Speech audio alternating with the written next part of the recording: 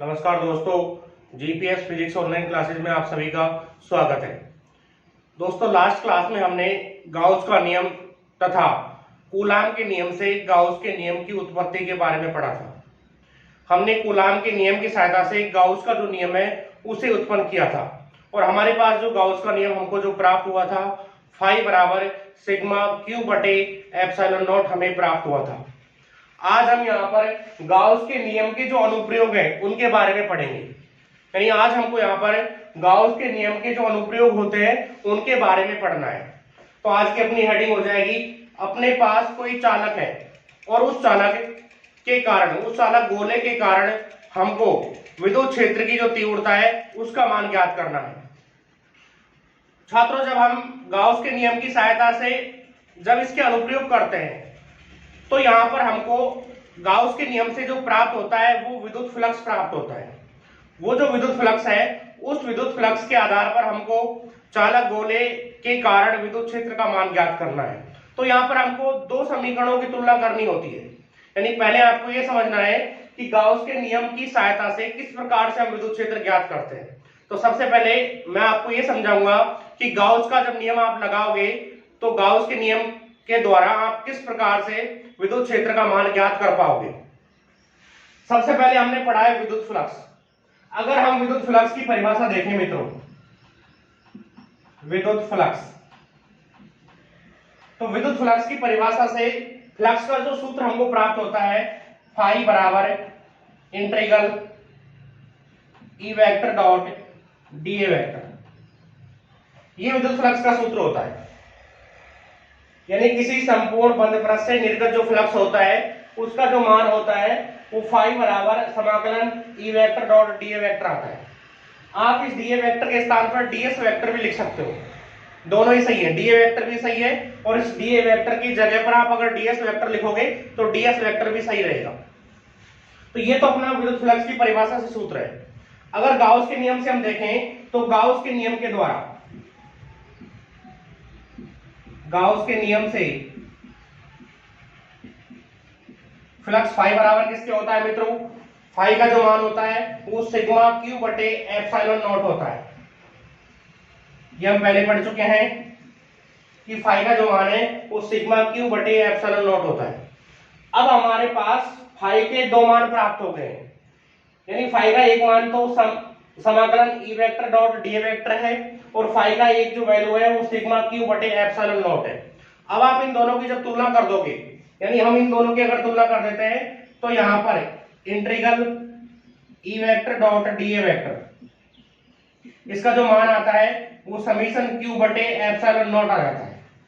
यानी जब भी आप गाउस के नियम के द्वारा किसी चालक गोले के कारण या फिर किसी चालक सतह के कारण विद्युत क्षेत्र का मान आप अगर ज्ञात करोगे तो आप इस प्रकार से दो सूत्रों की या दो समीकरणों की क्या करोगे दोस्तों? तुलना करोगे। तो आपको ये याद रखना है यहाँ पर कि गाउस के नियम के जो अनुप्रयोग हैं उन सभी अनुप्रयोगों में पहले आप विद्युत फ्लक्स की परिभाषा से फ्लक्स का मान ज्ञात करोगे, उसके बाद में आप गाउस का नियम लगाओगे और उन दोनों समीकरणों की आपको क्या करनी है मित्रों? तुलना करनी है। और तुलना करने के पश्चात आपको यहाँ से विद्युत क्षेत्र ई का जो मान होगा वो आपको प्राप्त हो जाएगा। तो ये अपना यहाँ पर कॉमन प्रोसीजर है। गाउस के नियम के जो अनुप्रयोग है उसके अंदर अपना जो सामान्य प्रोसीजर है वो क्या होगा? पहले विद्युत फ्लक्स की परिभाषा से आप समीकरण उत्पन्न करोगे, फिर आप गाउस के नियम की सहायता से फाई का मान रखोगे और इन दोनों के मान रखने के बाद में आपको इन दोनों समीकरणों की क्या करनी है? तुलना करनी है और तुलना करके आप यहां से ई की वैल्यू ज्ञात कर सकते हो। ठीक है, तो हमारी आज की हेडिंग है, इसको नोट नहीं करना है। अपना पहला अनुप्रयोग है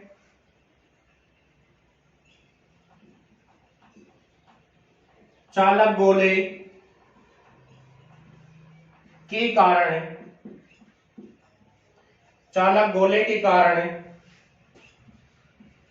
विद्युत क्षेत्र। यानी आपको चालक गोले के कारण विद्युत क्षेत्र का जो मान है वो आपको क्या करना है? ज्ञात करना है। आज हम यहाँ पर चालक गोले के कारण विद्युत क्षेत्र ज्ञात करेंगे। यानी अपनी आज की जो हेडिंग होगी वो क्या होगी छात्रों? चालक गोले के कारण विद्युत क्षेत्र। और ये किसका अनुप्रयोग है? ये गाउस के नियम का अनुप्रयोग है। यानी आज हमको चालक गोले के कारण जो विद्युत क्षेत्र होता है उसका मान ज्ञात करना है।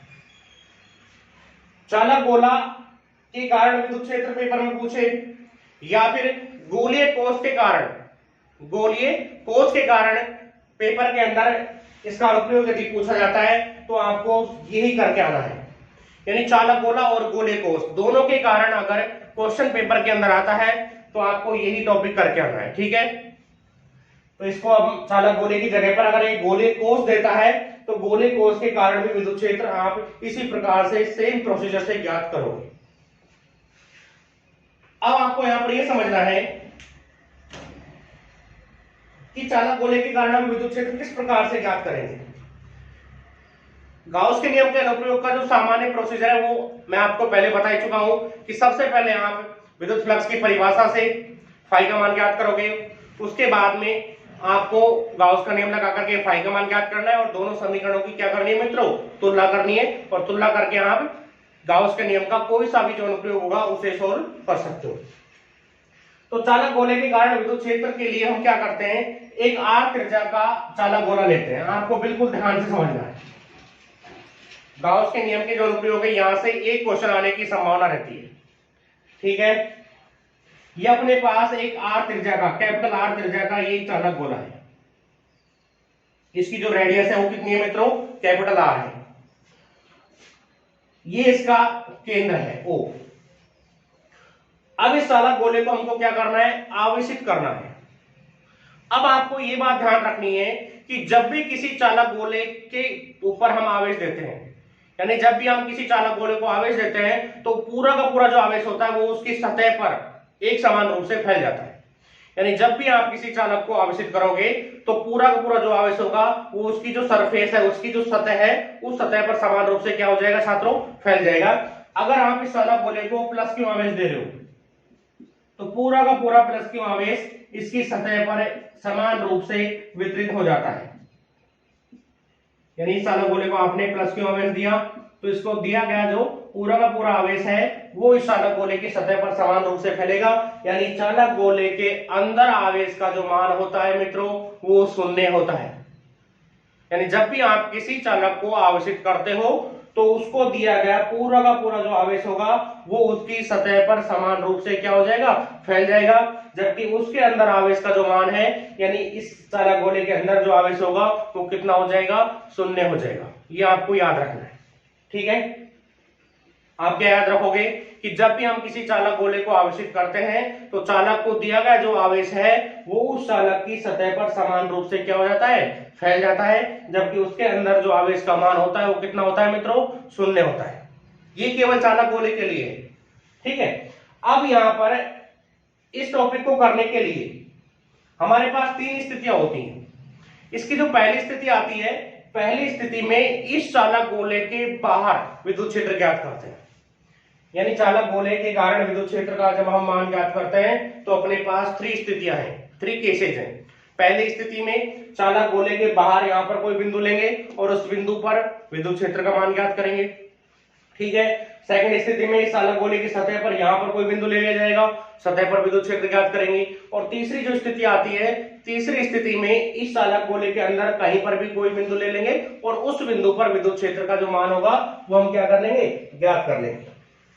तो यहां पर इसके लिए हमको तीन स्थितियां पढ़नी है, चालक गोले के बाहर विद्युत क्षेत्र, चालक गोले की सतह पर विद्युत क्षेत्र और चालक गोले के अंदर विद्युत क्षेत्र। सबसे पहले हम देखो यहां पर हमने क्या माना है, हमने यहां पर माना है कि यहां पर आर त्रिज्या का कोई चालक गोला है। ठीक है, इसकी सतह पर क्यू आवेश एक समान रूप से फैला हुआ है।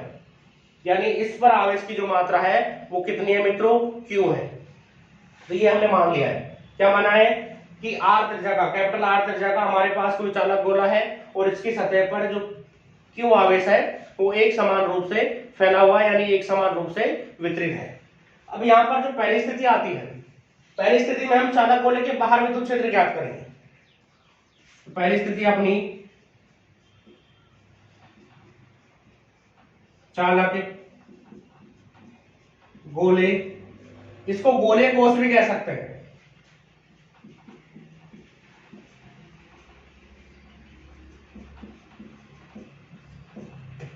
गोलीय कोष के लिए भी सेम प्रोसीजर रहता है कि बाहर विद्युत क्षेत्र, यानी सबसे पहले हमको चालक गोले के बाहर विद्युत क्षेत्र ज्ञात करना है। तो चालक गोले के बाहर विद्युत क्षेत्र ज्ञात करने के लिए हम क्या करते हैं, ये जो चालक गोले का जो केंद्र है, इस केंद्र से स्मॉल r दूरी पर चालक गोले के बाहर एक बिंदु लेंगे, यानी इस केंद्र से स्मॉल r दूरी पर चालक गोले के बाहर हमने यहां पर कोई बिंदु P ले लिया और इस बिंदु P पर हमको विद्युत क्षेत्र का मान ज्ञात करना है। पहली स्थिति में चालक गोले के बाहर विद्युत क्षेत्र ज्ञात कर रहे हैं, तो चालक गोले के बाहर विद्युत क्षेत्र ज्ञात करने के लिए मित्रों हम क्या करते हैं, आपको बिल्कुल ध्यान से समझना है, किसी प्रकार की कोई समस्या नहीं आएगी। इस केंद्र से स्मॉल r दूरी पर, कितनी दूरी पर मित्रों, स्मॉल r दूरी पर इस चालक गोले के बाहर यहां पर हमने एक बिंदु P ले लिया यहां से, और इस बिंदु P की जो दूरी है वो कितनी है मित्रों, r है, ये दूरी r हो गई। जब भी हमने गाउस का नियम पहले पढ़ा है, यहां पर हमको बिंदु P पर विद्युत क्षेत्र का मान ज्ञात करना है, और बिंदु P पर विद्युत क्षेत्र का मान ज्ञात जब हम करेंगे तो कौन से नियम से करेंगे, गाउस के नियम से। और आप जानते हो कि गाउस का नियम कब लगता है मित्रों, जब कोई बंद पृष्ठ होता है, यानी जब हमारे पास कोई बंद पृष्ठ अगर है तो बंद पृष्ठ होने पर या फिर गाउसीय पृष्ठ होने पर ही हम गाउस का नियम लगा सकते हैं। यानी गाउस का जो नियम होता है वो केवल और केवल बंद पृष्ठ पर ही लागू होता है। तो यहां पर हम क्या करेंगे, अगर गाउस के नियम से विद्युत क्षेत्र ज्ञात कर रहे हैं तो हमको यहां पर एक बंद काल्पनिक पृष्ठ की क्या करनी पड़ेगी, कल्पना करनी पड़ेगी, जिसको हम क्या कहते हैं मित्रों, गाउसीय पृष्ठ भी कहते हैं। अब ये जो गाउसीय पृष्ठ होता है आप किसी भी आकृति का ले सकते हैं, यानी यहां पर आप गाउसीय पृष्ठ की जो कल्पना करोगे वो कैसा भी गाउसीय पृष्ठ आप ले सकते हो, लेकिन फिर भी हमारे पास हम चालक गोले के लिए, यानी हम गोले के लिए विद्युत क्षेत्र ज्ञात कर रहे हैं, इसलिए हमको क्या करना है, गाउसीय पृष्ठ भी जैसा हम टॉपिक ले रहे हैं उस टॉपिक के अकॉर्डिंग हमको गाउसीय पृष्ठ लेना है। यानी हम जो यहाँ पर गाउसीय पृष्ठ की जो कल्पना करेंगे वो गाउसीय पृष्ठ हम गोलाकार लेंगे। तो इसके लिए हम क्या करते हैं, एक गोलाकार गाउसीय पृष्ठ की कल्पना कर लेते हैं। तो यहाँ पर हम यहां से यहां तक P तक की जो दूरी है मित्रों कितनी है, स्मॉल r है, तो इसलिए यहाँ पर हम क्या करेंगे, एक स्मॉल r त्रिज्या का गोलाकार गाउसीय पृष्ठ ले लेंगे। यानी यहाँ पर हमको एक स्मॉल r त्रिज्या का गोलाकार गाउसीय पृष्ठ लेना है। तो इसलिए हमने क्या किया है, ये एक स्मॉल r त्रिज्या का गोलाकार गाउसीय पृष्ठ ले लिया। ये हमारे पास कैपिटल R त्रिज्या का कोई गोला है और इसके लिए विद्युत क्षेत्र ज्ञात करने के लिए मित्रों हम क्या करेंगे, एक स्मॉल r त्रिज्या का एक गोलाकार गाउसीय पृष्ठ ले लेंगे। तो ये हमने रेड मार्कर के द्वारा जो भी ये गोलाकार पृष्ठ लिया है, ये कैसा पृष्ठ होगा मित्रों, ये गाउसीय पृष्ठ होगा। तो ये अपना हो जाएगा गाउसीय पृष्ठ।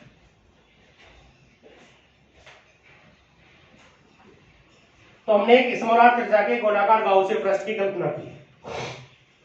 अब आपको इस बिंदु P पर विद्युत क्षेत्र ज्ञात करना है। तो सबसे पहले आप क्या करोगे, सबसे पहले आप यहां पर बिंदु P पर, ये जो बिंदु P अपना परीक्षण बिंदु है, इस बिंदु P पर आपको एक क्षेत्रफल अल्पांश की कल्पना करनी पड़ेगी। यानी यहां पर इस बिंदु P पर आप एक क्षेत्रफल अल्पांश लेंगे। तो ये हमने एक क्षेत्रफल का अल्पांश लिया, ये अपना क्षेत्रफल अल्पांश हो गया। बिंदु P पर हमने एक क्षेत्रफल अल्पांश ले लिया। क्षेत्रफल अल्पांश को आप ds वेक्टर से भी व्यक्त कर सकते हो या फिर आप dA से भी व्यक्त कर सकते हो। तो यहां पर हम इस क्षेत्रफल अल्पांश को मान रहे हैं मित्रों dA, यानी इस बिंदु P पर हमने जो क्षेत्रफल अल्पांश लिया है वो क्या है, dA है। अब यहां पर ये जो पूरा जो चालक गोला है, इस पूरे चालक गोले पर आवेश की अगर मात्रा देखें तो इस पूरे चालक गोले पर आवेश की मात्रा कितनी है मित्रों, Q है। इस बिंदु P पर यदि आप विद्युत क्षेत्र ज्ञात करोगे तो ये इस चालक गोले का पूरा जो आवेश है, इस चालक गोले का, यानी ये पूरा का पूरा जो आवेश होगा, इस आवेश के कारण इस बिंदु P पर क्या उत्पन्न होगा, एक विद्युत क्षेत्र उत्पन्न होगा। या फिर हम कह सकते हैं इस अल्पांश पर अगर देखें, केवल इस अल्पांश की बात करें तो ये जो धनावेश है, इस धनावेश इस अल्पांश को क्या करेगा, प्रतिकर्षित करेगा, क्योंकि बिंदु P पर भी हमने Q0 परीक्षण आवेश माना है। तो इस पॉजिटिव आवेश के कारण यहां पर इस बिंदु P पर जो विद्युत क्षेत्र की दिशा होगी मित्रों, वो विद्युत क्षेत्र की दिशा यानी ई वेक्टर की जो दिशा है वो इधर की तरफ हो जाएगी। अब ये अल्पांश यहां पर लिया गया है, इस तरह ये अल्पांश है। अल्पांश अगर इस प्रकार से यहाँ है, यानी जिधर मैंने जिस सतह पर मैंने हाथ रखा है इस तरह से यहाँ पर अल्पांश है, तो यहाँ पर सदिश क्षेत्रफल की जो दिशा होगी इस सतह के लंबवत इधर की ओर हो जाएगी। तो सदिश क्षेत्रफल डीए वेक्टर की अगर हम दिशा देखें तो डीए वेक्टर की दिशा भी विद्युत क्षेत्र की दिशा में हो जाएगी। अब यहाँ पर ई वेक्टर और डीए वेक्टर, ई वेक्टर और डीए वेक्टर दोनों एक ही दिशा में है, और जब दो सदिश एक दिशा में है तो उनके बीच बनने वाला कोण कितना होता है मित्रों, 0 डिग्री होता है। तो यहाँ पर थीटा का जो मान होगा, थीटा की जो वैल्यू होगी वो कितनी हो जाएगी, 0 डिग्री हो जाएगी। तो सबसे पहले आपको इस चित्र के बारे में समझना है और इस चित्र को अपनी नोटबुक में दाहिनी तरफ बनाना है। ठीक है, आप इस चित्र को नोट कीजिए। अब हमको यहाँ पर इस चालक गोले के कारण विद्युत क्षेत्र का जो मान है वो मित्रों ज्ञात करना है। चालक गोले के बाहर विद्युत क्षेत्र हम ज्ञात कर रहे हैं। एक बार मैं इसको रिपीट कर देता हूं कि हमने एक कैपिटल आर त्रिज्या का चालक गोला लिया। इस चालक गोले पर आवेश की मात्रा कितनी है मित्रों, Q है। इस चालक गोले के बाहर विद्युत क्षेत्र ज्ञात कर रहे हैं, इसलिए क्या करते हैं, केंद्र से स्मॉल r दूरी पर चालक गोले के बाहर एक बिंदु P ले लेते हैं। अब इस बिंदु P पर हमको विद्युत क्षेत्र ज्ञात करना है। तो यहाँ पर गाउस का नियम का अनुप्रयोग पढ़ रहे हैं, तो गाउस का नियम किस पे लगता है, केवल बंद पृष्ठ पर लगता है। तो हमने एक स्मॉल r त्रिज्या के गोलाकार गाउसीय पृष्ठ की क्या कर ली मित्रों, कल्पना कर ली। ये हमने एक गोलाकार गाउसीय पृष्ठ ले लिया। इस पृष्ठ पर ये क्षेत्रफल अल्पांश है dA, इस क्षेत्र अल्पांश की दिशा विद्युत क्षेत्र की दिशा में है, इसलिए यहाँ पर थीटा की जो वैल्यू होगी वो 0 डिग्री हो जाएगी। ठीक है, बिल्कुल क्लियर हो गया होगा, है ना। अब आगे चलते हैं। सबसे पहले यहाँ पर आपको करना क्या है, सबसे पहले क्या करना है मित्रों, सबसे पहले विद्युत फ्लक्स का मान ज्ञात करना है। यानी विद्युत फ्लक्स की जो परिभाषा होती है उस परिभाषा से यहां पर आप विद्युत फ्लक्स ज्ञात करोगे। यानी विद्युत फ्लक्स की परिभाषा से सबसे पहले आप क्या ज्ञात करोगे, यहां पर विद्युत फ्लक्स ज्ञात करोगे। यानी अपन ने यहां पर क्या किया है, एक चालक गोला लिया है, चालक गोले के केंद्र से r दूरी पर कोई बिंदु P लिया है, गोले के बाहर है बिंदु P, इस बिंदु P पर होकर के गोलाकार गाउसीय पृष्ठ की हमने कल्पना कर ली। अब इस गाउसीय पृष्ठ पर एक अल्पांश लिया डीए वेक्टर, इस अल्पांश की क्षेत्रफल सदिश की जो दिशा है वो विद्युत क्षेत्र की दिशा में ही है। तो आप यहाँ पर इस गाउसीय पृष्ठ से निर्गत विद्युत फ्लक्स ज्ञात करोगे। ठीक है, यानी सबसे पहले हमको बिंदु P पर विद्युत फ्लक्स का मान ज्ञात करना है। तो क्या लिखेंगे,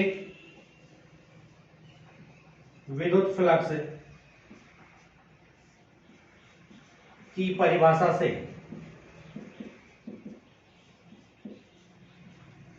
फाई बराबर क्या होता है मित्रों, फाई बराबर होता है इंटीग्रल ई वेक्टर डॉट डीए वेक्टर।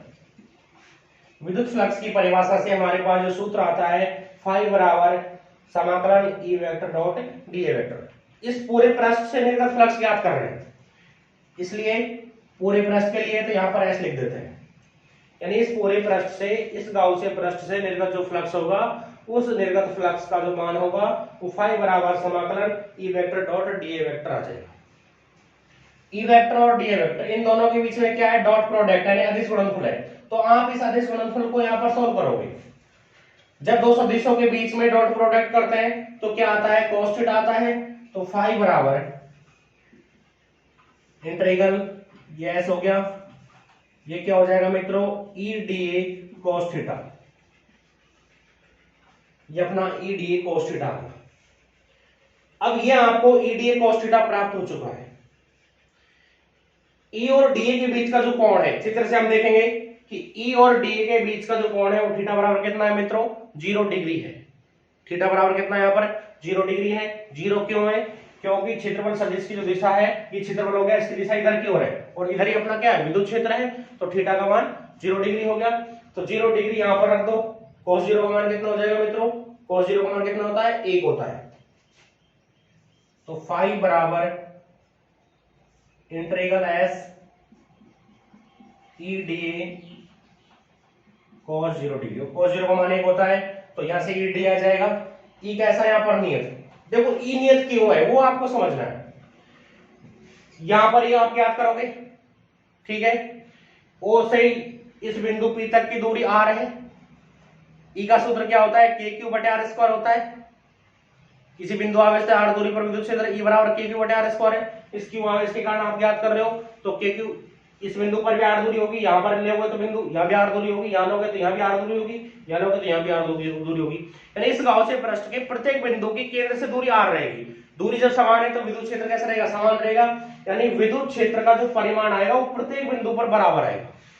तो यहाँ पर E क्या है, विद्युत क्षेत्र का, विद्युत क्षेत्र की तीव्रता का परिमाण है, तो E कैसा रहेगा मित्रों, नियत रहेगा। तो E को आप इस समाकलन से बाहर ले लो, तो फाई बराबर E नियत है इसलिए E को आपने बाहर लिया। E कैसा यहाँ पर नियत है यानी कांस्टेंट है, इसलिए E को आपने समाकलन से बाहर ले लिया। इंटीग्रल dA बचेगा, cos 0 का मान क्या होता है, 1 होता है, इसलिए E समाकलन dA बच गया। साइड में लिख देंगे E बराबर किसके है, नियत के। E नियत है इसलिए हमने E को यहां से बाहर ले लिया है। लिख देना थीटा बराबर कितना है मित्रों, 0 डिग्री है। तो E को आपने बाहर लिया समाकलन से। अब आपको इस dA का समाकलन करना है। देखो dA का समाकलन क्या होता है, dA का अगर समाकलन करें तो क्या आता है मित्रों, A आता है। आपने समाकलन 11th क्लास में पढ़े होंगे। dx का अगर समाकलन करें, इंटीग्रल dx बराबर क्या होता है, x प्लस c होता है। और c यहाँ पर क्या होता है, c यहाँ पर क्या है, समाकलन नियतांक है, ठीक है, ये c कांस्टेंट होता है। अब यहाँ पर अगर dA का समाकलन देखें तो dA का समाकलन क्या हो जाएगा मित्रों, a हो जाएगा। और a क्या है, इस गाउसियन पृष्ठ का क्षेत्रफल है। a यहाँ पर इस पूरे गाउसियन पृष्ठ का क्षेत्रफल है। और गाउसियन पृष्ठ की आकृति कैसी है बच्चों, यहाँ पर गाउसियन पृष्ठ की जो आकृति है वो कैसी है, गोलाकार है। यानी ये गोलाकार गाउसियन पृष्ठ है। ये हमारे पास एक स्मॉल r त्रिज्या का एक गोलाकारी गाउसियन पृष्ठ है। और गोले के क्षेत्रफल का अगर सूत्र देखें, यानी गोले के पृष्ठीय क्षेत्रफल का अगर सूत्र देखें, तो गोले के पृष्ठीय क्षेत्रफल का सूत्र क्या आता है, 4 पाई r स्क्वायर आता है। ये एक स्मॉल r त्रिज्या का गोला है, तो गोले का संपूर्ण पृष्ठीय जो क्षेत्रफल होगा वो कितना होगा मित्रों, 4 पाई r स्क्वायर होगा। तो यहाँ पर dA का जो समाकलन होगा, dA का जो समाकलन हम लेंगे तो dA का समाकलन 4 पाई r स्क्वायर आ जाएगा। आपको याद रखना है कि गोले के लिए dA का जो समाकलन होता है वो कितना होता है मित्रों, 4 पाई r स्क्वायर होता है। अब समाकलन का मतलब क्या है, ये आपको थोड़ा समझना है। यहां पर अपन एक dl5 लिया, ये इस अल्पांश का क्षेत्रफल है। आगे एक dl5 लेंगे, फिर लेंगे, फिर लेंगे, यानी इसी प्रकार इस गाउसियन पृष्ठ पर dA क्षेत्रफल के अनेकों अल्पांश हो जाएंगे, यानी बहुत सारे अल्पांश हो जाएंगे। उन सभी अल्पांशों के क्षेत्रफल को आप जोड़ दो। उन सभी अल्पांशों के क्षेत्रफल को जब आप जोड़ोगे तो समाकलन ऑफ dA का मान आ जाएगा। यानी यहाँ पर इंटीग्रल ऑफ dA का जो मान होगा वो ऐसे जितने भी यहाँ पर इस गाउसियन पृष्ठ के ऊपर जितने भी अल्पांश हैं उन सभी अल्पांशों के क्षेत्रफल का क्या होगा मित्रों, योग होगा। तो यहाँ पर यानी इस गोलाकार गाउसियन पृष्ठ का जो कुल क्षेत्रफल होगा उस कुल क्षेत्रफल को कौन व्यक्त करेगा, इंटीग्रल dA। यानी समाकलन जो d होगा वो गाउसियन पृष्ठ के क्षेत्रफल को यहाँ पर क्या करेगा, व्यक्त करेगा।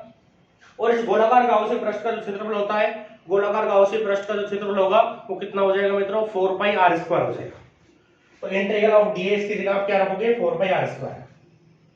तो फाई बराबर E आ गया, इसकी जगह क्या आ जाएगा मित्रों, 4 पाई r स्क्वायर।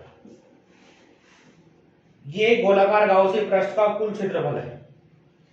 4 पाई r स्क्वायर क्या होता है, गोलाकार गाउसियन पृष्ठ का कुल क्षेत्रफल है, इसलिए हमने समाकलन ऑफ dA की जगह पर 4 पाई r स्क्वायर रखा है।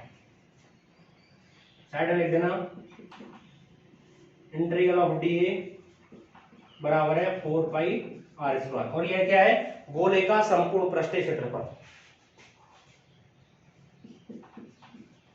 गोले का संपूर्ण पृष्ठीय क्षेत्रफल। गोले के संपूर्ण पृष्ठीय क्षेत्रफल का सूत्र क्या होता है, 4 पाई r स्क्वायर होता है। तो समाकलन ऑफ dA की जगह हमने इंटीग्रल ऑफ dA के स्थान पर क्या रख दिया, 4 पाई r स्क्वायर रख दिया। ये अपने पास आ जाएगी समीकरण 1। तो फाई का जो मान है, विद्युत फ्लक्स का जो मान है, वो हमने ये विद्युत फ्लक्स की परिभाषा से ज्ञात किया है। अब यहां पर हम क्या करेंगे मित्रों, अब यहां पर हमको गाउस के नियम से फाई का मान ज्ञात करना है। तो आप यहां तक नोट कीजिए, मेरे हिसाब से बिल्कुल क्लियर हो गया होगा आपका।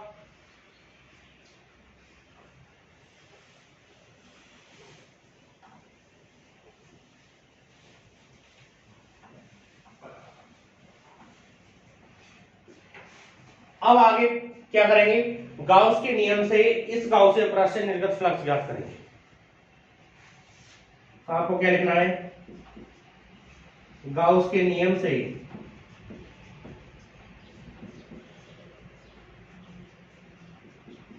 गाउसीय पृष्ठ से निर्गत फ्लक्स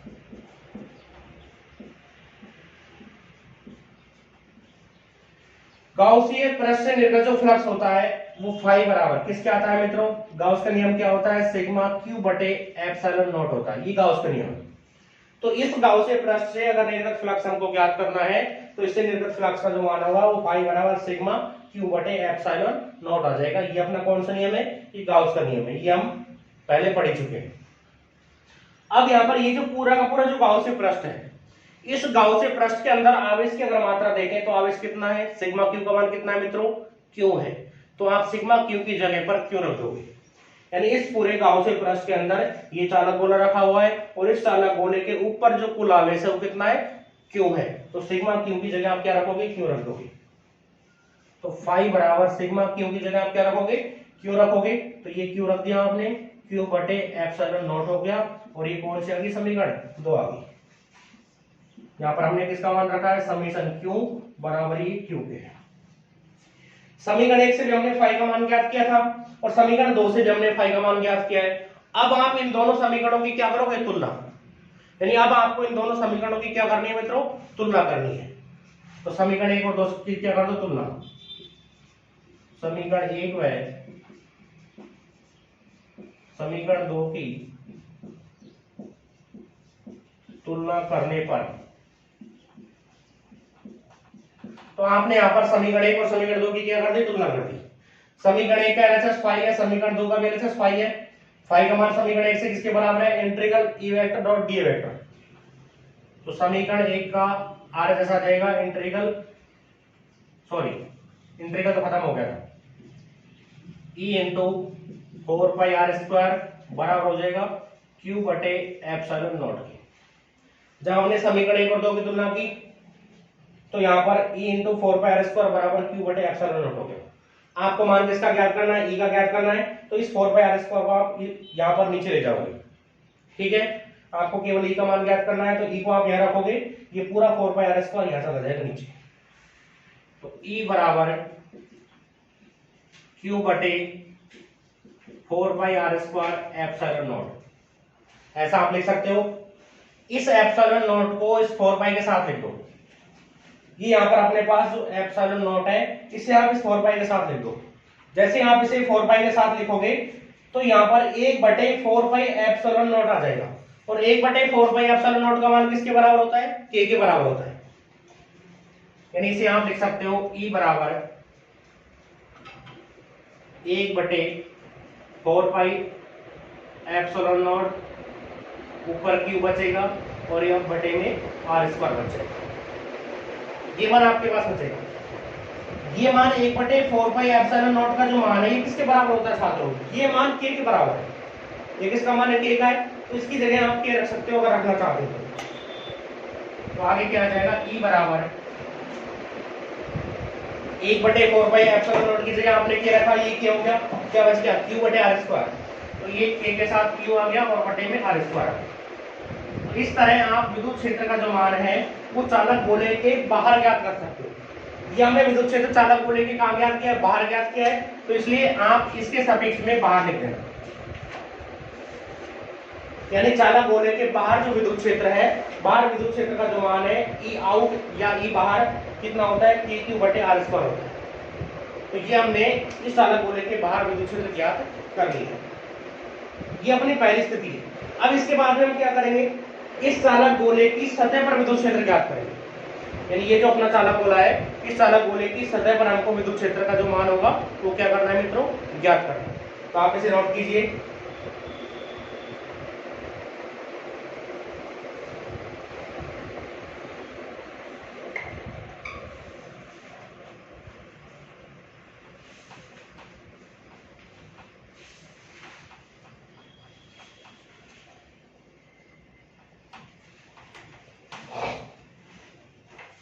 दूसरी स्थिति अपनी चालक गोले की, ये अपनी स्थिति सेकंड हो जाएगी। चालक गोले की सतह पर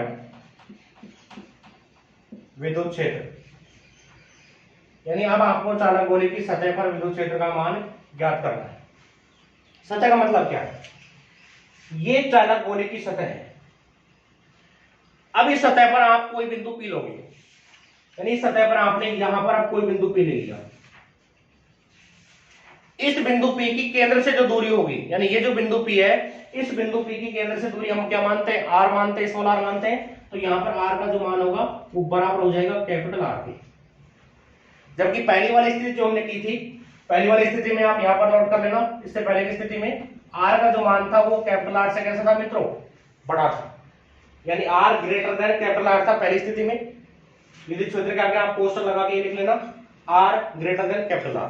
अब जो सेकंड वाली स्थिति ये है, इस स्थिति में R की जो वैल्यू है वो कैपिटल R के कैसे है कि बराबर है। तो हमारे पास एक समीकरण आई थी, E बराबर, बाहर जब हमने विद्युत क्षेत्र का मान ज्ञात किया था, E बराबर KQ बटे स्मॉल r स्क्वायर। उस समीकरण के अंदर स्मॉल r की जगह अगर आप कैपिटल R यदि रख देते हो, यानी स्मॉल r के स्थान पर आप कैपिटल R अगर रख देते हो, तो सतह पर आपको विद्युत क्षेत्र का मान प्राप्त हो जाएगा। और आपको सेकंड वाली स्थिति को डायरेक्ट ही प्राप्त करना है, याद नहीं करना है। आप ये चित्र बना करके सेकंड वाली स्थिति को डायरेक्ट ही याद कर सकते हो। हम क्या लिखेंगे, हम जानते हैं कि E बाहर बराबर किसके प्राप्त हुआ था, पिछले समीकरण में KQ बटे R स्क्वायर प्राप्त हुआ था। ठीक है, सतह पर R का मान किसके बराबर होता है, कैपिटल R के बराबर होता है। सतह पर R बराबर होता है कैपिटल R के, तो E सतह, यानी सतह पर जो विद्युत क्षेत्र यदि आप ज्ञात करोगे तो इस समीकरण में R की जगह आप कैपिटल R रख दोगे तो क्या प्राप्त हो जाएगा, E सतह बराबर KQ बटे कैपिटल R स्क्वायर। यानी सतह पर विद्युत क्षेत्र का जो मान होगा वो KQ बटे कैपिटल R स्क्वायर प्राप्त हो जाएगा। और K का मान यदि आप रखना चाहो तो K बराबर किसके होता है, 1 बटे 4 पाई एप्सिलॉन नॉट, 1 बटे 4 पाई एप्सिलॉन नॉट Q बटे R स्क्वायर। ये आपको सतह पर विद्युत क्षेत्र प्राप्त हो जाएगा। तो इस तरह से आप चालक गोले की सतह पर विद्युत क्षेत्र का मान ज्ञात कर सकते हो। विद्युत क्षेत्र का मान ज्ञात करने के लिए आपको क्या करना है, आपको बाहर वाला जो सूत्र है, विद्युत क्षेत्र का बाहर का जो सूत्र है, उसमें इस स्मॉल r की जगह आप कैपिटल R रख दोगे और जैसे आप कैपिटल R रखोगे आपको ये सूत्र प्राप्त हो जाएगा। और ये कहां पर विद्युत क्षेत्र होता है छात्रों, ये चालक गोले की सतह पर विद्युत क्षेत्र होता है। ठीक है, अब आप इसे नोट कीजिए। अब अपनी जो तीसरी स्थिति आती है, तीसरी स्थिति में चालक गोले के अंदर हमको विद्युत क्षेत्र ज्ञात करना है। चालक गोले के अंदर यदि आपको विद्युत क्षेत्र ज्ञात करना है तो जो बिंदु P आप लोगे वो चालक गोले के अंदर लिया जाएगा। बिंदु P जो आपको लेना है वो चालक गोले के अंदर आपको लेना पड़ेगा। तो इस चालक गोले के अंदर यहां पर आपने कोई बिंदु P ले लिया। अब यहां पर इस केंद्र से इस बिंदु P की जो दूरी है वो स्मॉल r है। अब आप चित्र से देखिए, यहां से और यहां तक की दूरी कैपिटल R है और यहां से और यहां तक की दूरी स्मॉल r है। अब स्मॉल r का मान कैपिटल R से ज्यादा या कम है, यहां पर स्मॉल r का जो मान है वो कैपिटल R से कैसा होगा मित्रों, कम होगा। यानी R की जो वैल्यू है वो कैपिटल R से कैसे आएगी, कम आएगी। तो तीसरी स्थिति अपनी क्या हो जाएगी, थर्ड स्थिति क्या होगी, चालक गोले के अंदर विद्युत क्षेत्र, चालक गोले के अंदर विद्युत क्षेत्र। ये आपको ज्ञात करना है। तो जब आप अंदर विद्युत क्षेत्र ज्ञात करोगे तो आर का मान कैपिटल आर से कैसा होगा, लेस देन होगा यानी कम होगा, यानी यहां पर आर लेस देन हो जाएगा कैपिटल आर से। अब आपको अंदर विद्युत क्षेत्र जब ज्ञात करना है तो हम जानते हैं कि जब भी किसी चालक को आवेश देते हैं तो चालक गोले को दिया गया पूरा का पूरा जो आवेश होता है वो उसकी सतह पर समान रूप से फैल जाता है। उसके अंदर आवेश का जो मान है मित्रों वो कितना रहता है, वो शून्य रहता है। तो यहां पर Q का जो मान है, यहाँ पर सिग्मा Q का जो मान होगा वो कितना होगा, 0। यानी इस बिंदु P पर सिग्मा Q का मान कितना है, शून्य हो जाएगा। तो यहां पर आप गाउस के नियम की सहायता से जब आप यहाँ पर विद्युत क्षेत्र का मान ज्ञात करोगे तो कितना प्राप्त होगा, शून्य ही प्राप्त हो जाएगा, क्योंकि Q का मान 0 है। तो Q का मान 0 है तो विद्युत क्षेत्र में कितना प्राप्त होगा, शून्य प्राप्त होगा। Q बराबर 0 है तो आप क्या लिख सकते हो, विद्युत फ्लक्स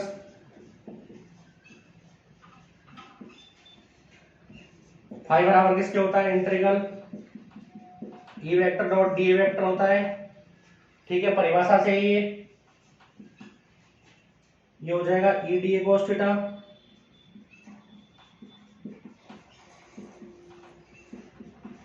ये अपनी इक्वेशन फर्स्ट आ गई। ठीक है,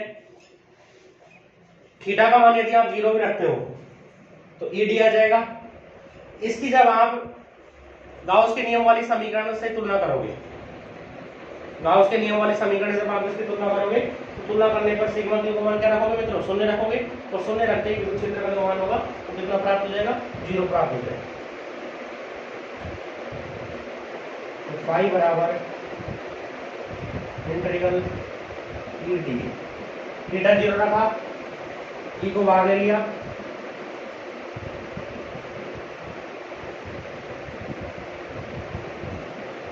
ये मान आ गया।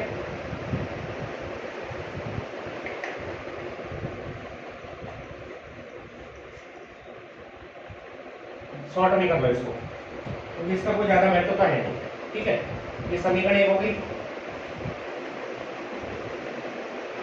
गाउस के नियम से फाई बराबर होता है सिग्मा क्यू बटे एप्सिलॉन नॉट। ये समीकरण होगी दो, दोनों की तुलना कर दो। समीकरण एक है, समीकरण 2 से क्या आ जाएगा, integral E vector dot D A vector बराबर सिग्मा क्यू बटे एप्सिलॉन नॉट। अब यहाँ पर चालक गोले के अंदर सिग्मा क्यू का मान कितना है मित्रों, शून्य है। तो सिग्मा क्यू की जगह आप 0 रख दो। Integral E vector dot D A vector बराबर कितना है, 0 बटे एप्सिलॉन नॉट।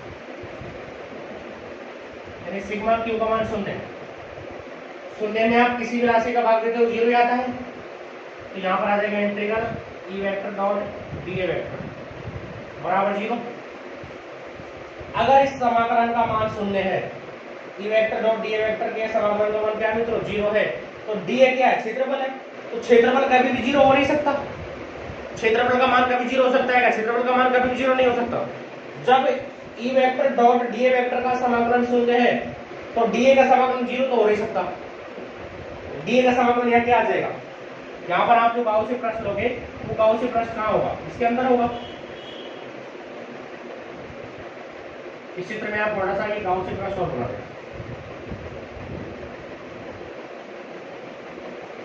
ये अपना गाउसी प्रश्न हो गया। इस गाउसी प्रश्न में आपने ये डी अल्फांश ले लिया। ठीक है, डी अल्फांश आपने ले लिया, ये बिंदु पी हो गया। अब ये जो गाउसी प्रश्न है इसका क्षेत्रफल 0 नहीं हो सकता है। जब डी ए 0 नहीं है तो क्या 0 होगा, ई 0 हो जाएगा। तो यहाँ हम लिख सकते हैं अतः ई बराबर किसके हो जाएगा, 0। यानी अंदर जो विद्युत क्षेत्र आएगा वो कितना प्राप्त हो जाएगा मित्रों, शून्य प्राप्त हो जाएगा। यानी अंदर विद्युत क्षेत्र का जो मान है वो हमको शून्य प्राप्त हो जाएगा। ठीक है, तो हमने इसकी 3 स्थितियां की। अब हमको इन तीनों स्थितियों के लिए आरेख बनाना है। इसे आप नोट कीजिए। इस चित्र को ऐसा कैसा बना देना, तीसरी स्थिति में विद्युत क्षेत्र और दूरी में आरेख हमको खींचना है।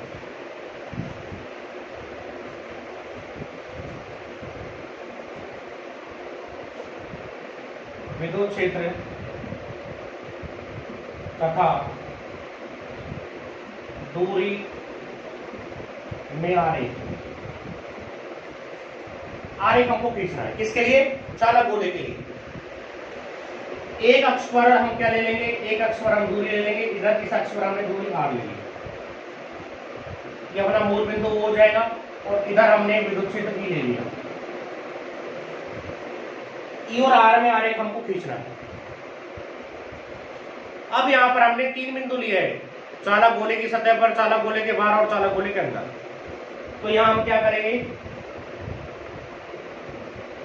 ये एक रेखा खींचेंगे, यहां से और यहां तक की जो दूरी है ये अपन ने सतह ली है, चालक गोले की सतह।